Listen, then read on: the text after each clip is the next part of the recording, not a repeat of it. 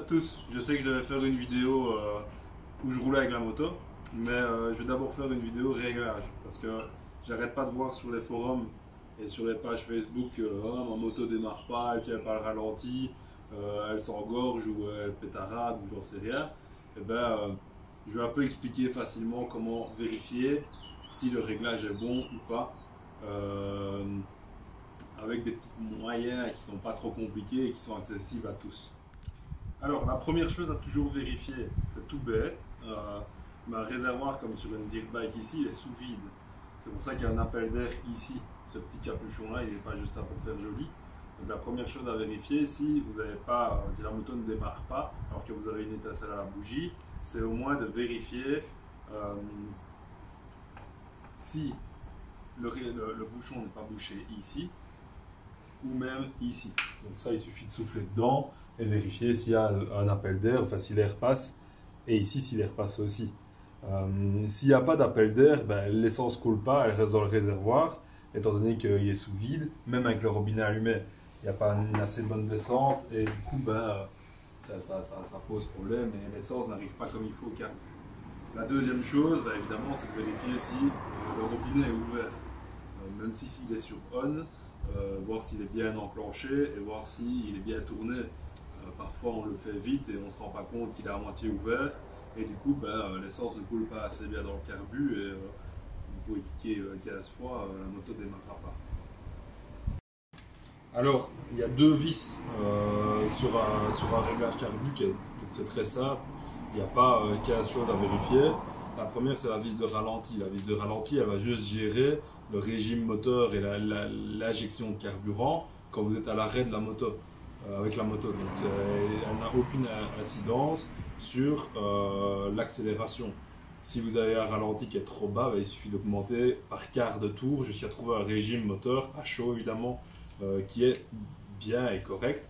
Au contraire, si il est trop haut, le régime moteur au ralenti est trop haut, il faut juste diminuer d'un quart de tour jusqu'à trouver un réglage qui est bien. La deuxième vis, c'est la vis de richesse. Sur un deux temps, on va appeler ça la vis de richesse, qui va donc gérer l'injection de carburant dans le carburateur qui va donc arriver au venturi avec l'air. Sur un moteur 4 temps, on ne va pas vraiment avoir une vis de richesse, on va avoir une vis de réglage de l'air. Il y a soit de gérer la vis d'air, donc ça c'est d'origine sur le carburateur, ou alors c'est de jouer avec des gicleurs différents. Si malgré le fait d'utiliser différents réglages avec la vis de richesse, on n'arrive pas à trouver un bon réglage, une bonne montée dans les tours, il faut changer alors les gicleurs, mettre des plus gros, ou au contraire mettre des plus petits. Alors pour vérifier la carburation d'un moteur, chose relativement simple, on a un indice qui est vraiment infaillible sur une moto. Toutes les motos, tous les moteurs en ont, donc c'est facile. C'est simplement de contrôler les bougies en fait. Là où les bougies. La bougie c'est vraiment ce qui va donner l'indication sur la santé moteur, sur l'allumage aussi. On a un indice sur l'allumage et sur la carburation, si la carburation est bonne ou pas. On sait vraiment avoir une information. Sur un moteur type mini 4 temps comme on a ici sur les DAX, sur les DIRT et sur les pit bikes, il suffit d'avoir une douille de 16 prévue pour les bougies. Donc en général elles ont un petit caoutchouc à l'intérieur, ce qui permet d'aller rechercher la bougie et qu'elle vienne se clipser dedans et de la sortir facilement, et ainsi de pouvoir la remettre centrée aussi pour ne pas qu'elle bouge et abîmer le filet. Alors pour vérifier la bougie, il faut simplement aller au niveau du moteur, tirer le capuchon de bougie,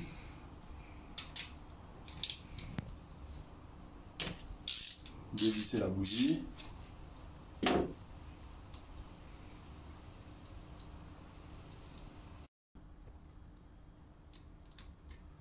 voilà. Et au moment où on a la bougie, il suffit de regarder en fait la couleur qui est à ce niveau-là, donc sur la céramique. Il faut savoir que pour avoir un bon taux, un bon allumage et une bonne carburation, il faut que l'intérieur soit un peu bronzé, couleur un peu cuivrée. Il faut que la céramique soit un peu cuivrée, que les bords soient noirs mais pas charbonneux, donc il ne faut pas qu'il y ait des particules, il faut juste que ce soit un peu noirci. Et ça, vous avez vraiment une indication sur la carburation. comme ceci, on voit qu'elle est légèrement blanche au niveau de la céramique. En même temps, le moteur n'a pas beaucoup tourné, mais on a de toute manière une carburation qui est trop pauvre. Quand c'est blanc, c'est trop pauvre. Quand c'est noir, noir, noir et charbonneux, c'est que vous êtes trop riche au niveau de votre carburation. Donc il faut diminuer l'essence qui arrive dans le moteur. Là, il faut que j'augmente justement ou que je diminue qu'il y a l'air qui va rentrer. Donc c'est qu'il y a trop d'air et qu'il n'y a pas assez d'essence pour avoir une bonne carburation. Alors, les différents symptômes au niveau de la carburation, ça va être une bonne carburation, c'est un régime moteur qui est stable au ralenti et qui va être constant sur l'accélération. Peu importe le rapport, que vous soyez première jusqu'en quatrième ou plus sur les autres motos, il faut que du début du ralenti jusqu'à le régime moteur maximum, vous ayez une courbe qui est bien nette, bien lisse, qu'il n'y ait pas une petite perte de puissance ou des choses ainsi. Après, une carburation qui va être trop pauvre, donc pas assez d'essence, donc une bougie qui est donc trop claire, vous allez avoir un symptôme de perte de puissance à l'accélération. Donc vous allez accélérer, la moto va prendre des tours, et puis arriver à un certain régime moteur, le fait qu'il n'y ait pas assez d'essence, elle va pétarader et donner des à-coups. Au contraire, si vous avez trop d'essence par rapport à ce qu'il est nécessaire d'en avoir, le moteur va se couper. Il va tout simplement, comme si le starter était mis en permanence. Donc il va bloquer et il va être difficile à mettre en route. Et ce sera un comportement qui sera complètement désagréable. Dernière petite précision, il faut savoir aussi que si on change de filtre à air, de type de filtre à air, les réglages carburateur vont être certainement à recommencer. Ici, sur les motos d'origine, comme sur la présentation de la Bastos, ça filtre bimousse, donc avec une mousse plus dense à l'intérieur et une un peu plus fine à l'extérieur. Ça va donner donc une aspiration un peu moins forte. Si vous mettez un sable cornet, l'air va certainement passer plus vite ou moins vite dedans, donc les réglages carburateurs ne sont plus bons. Et c'est la même chose avec une boîte à air. Ici, moi j'installerai une boîte à air, soit une boîte à air qui existe, soit une boîte à air que je fabriquerai moi-même. Je devrais refaire les réglages carbu, parce que par exemple une boîte à air, le flux est moins important qu'avec un filtre, l'aspiration est moins importante, donc du coup il faut réinjecter plus d'air qu'avec un simple filtre à air conique ou mousse comme ici.